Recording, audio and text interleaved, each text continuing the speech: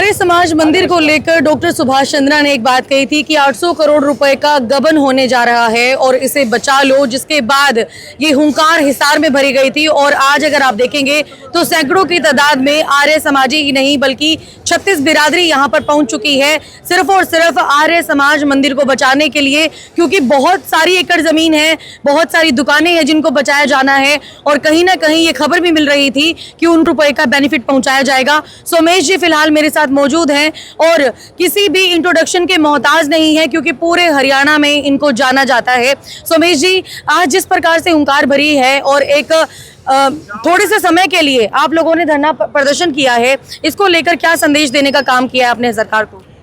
आज हमने हरियाणा की नायब सैनी सरकार को एक दिन का सांकेतिक धरना दिया था। 2 दिन पहले हमने ज्ञापन दिया था हिसार के उपायुक्त के मार्फत मुख्यमंत्री नायब सिंह सैनी को। जब हमने ज्ञापन दिया तब हमने उपायुक्त महोदय को कड़े शब्दों में बताया था कि ये ज्ञापन को आप हल्के में ना लें उपायुक्त महोदय जी। और उपायुक्त महोदय जी ने शायद उसको हल्के में लिया, हरियाणा सरकार ने हल्के में लिया। इसके बाद हमने कहा था कि 24 को हम एक दिन का सांकेतिक धरना देंगे, आंदोलन शुरू करेंगे। अब ये आंदोलन शुरू हो चुका है, इसकी रूपरेखा हम बनाएंगे और इसकी रूपरेखा के साथ साथ कल हम जो है 6 से 8 बजे तक आर्य समाज मंदिर के अंदर ही एक धर्म सभा का आयोजन करेंगे। और तमाम हिसार के लोग, तमाम सीएवी स्कूल के अंदर जितने विद्यार्थी पढ़े हैं वो लोग वहां आएंगे, सबके सब लोग वहां पर समर्थन देंगे, आर्य समाज का समर्थन देंगे।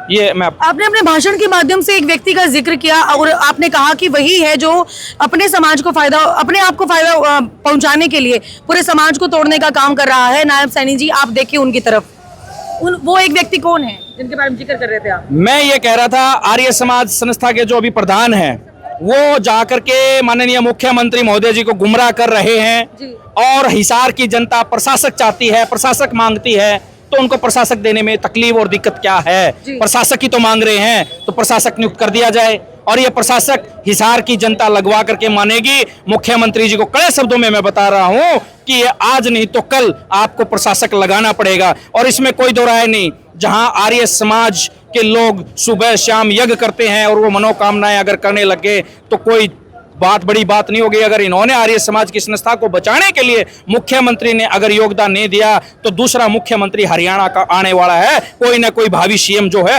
हरियाणा का बहुत जल्द लगेगा। ये इसका इशारा मैं आज दे देता हूं इनको। जो आर्य समाज मंदिर को लेकर बात चली थी वो तब आपको पता चली जब सुभाष चंद्रा जी ने उसके बारे में कहा, या फिर पहले से आपको पता था कि इस प्रकार का गबन होने जा रहा है? देखिए, स्वर्गीय नंद किशोर गोयनका जी का देहांत हुआ और आपको पता है एक हरियाणा सामाजिक ताने बाने से जुड़ा हुआ है। और जब तमाम लोग वहां शोक सभा में बैठक करने आते हैं, उन्होंने एक मांग रखी सुभाष चंद्रा जी के सामने कि इस प्रकार से है।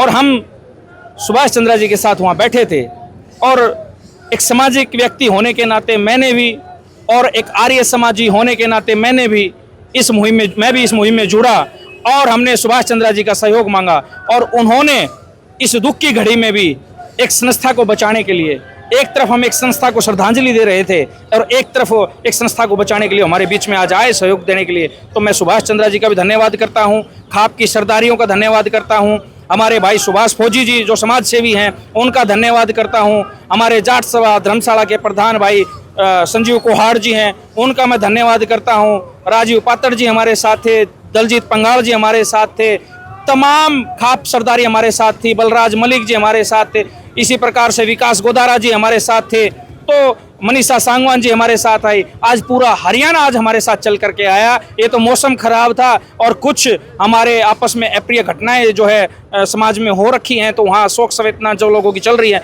तो ये आज एक सांकेतिक धरना था। सोमेश जी, अगर हम लोग बात करें पूरे देश की, तो दिल्ली पर जंतर मंतर पर छात्रों का आंदोलन चल रहा है और इससे पहले हरियाणा के बड़े आंदोलन की बात करें तो चैनत में टी को लेकर धरना प्रदर्शन चल रहा था, वो खत्म नहीं हुआ कि अब आर्य समाज को लेकर जो है यहाँ पर धरना प्रदर्शन शुरू हो गया है। तो इस सरकार में जो धरना प्रदर्शन लगातार हो रहे हैं, इनको किस प्रकार से देखते हैं आप? देखिए, ये या तो मुख्यमंत्री जी के पास जो तंत्र जो लगा हुआ है, या तो वो उनको सही जानकारी नहीं दे पा रहा, या मुख्यमंत्री जानबूझ करके इग्नोर कर रहे हैं इस हरियाणा की जनता को। तो ऐसा मेरा मानना है कि इस जनता की निगाहें हैं, इस जनता की निगाहें हैं। अब तो ये आर्य समाज संस्था का मुद्दा है।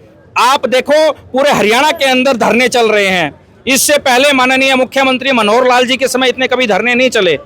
ये एक मुख्यमंत्री के पास में जो तंत्र होता है कहीं ना कहीं वो फेलियर कहला रहा है, जो कि मुख्यमंत्री को सही जानकारी नहीं। एक सवाल जो सभी लोगों के मन में दौड़ रहा है कि टी आपने लगवाई वहां पर, जिनसे भी आपकी साठगांठ थी उनके साथ करके, और उसके बाद वो दोबारा से टी उखड़वा दी, उसके बाद फिर से वो टी लगाने का काम कर दिया। इस चीज को कैसे देखते हैं? तो मतलब एक खिलौना सा नहीं हो गया जो टी हो गया उसके बाद खेले जा रहे हैं। देखिए, उस विषय में मैं आपको बता चुका हूँ, ये मामला माननीय न्यायालय में विचाराधीन है। लेकिन मेरी शुरू के दिन भी एक ही मांग थी कि मैं गांव देहात का व्यक्ति हूं, गांव देहात के साथ खड़ा हूं और गांव देहात की मांग को पूरा करवाने में मैंने सहयोग किया। और फिर उसके बाद जब मैं गया था तो एक ही बात कह के आया था कि चयनित गांवों का समाधान कर दिया जाए, अन्यथा नहीं तो ये सरकार के लिए भी और सरकार के अंदर जो अपने आप को बड़े बादशाह बोलते हैं उनके लिए भी जो है ये ठीक नहीं रहेगा। तो दोबारा से जनता सरकार दोनों के बीच में मध्यस्थता हुई और जनता की जीत हुई, गांव देहात की जीत हुई और टी लगी, यही मैं कहना चाहूंगा। जी बहुत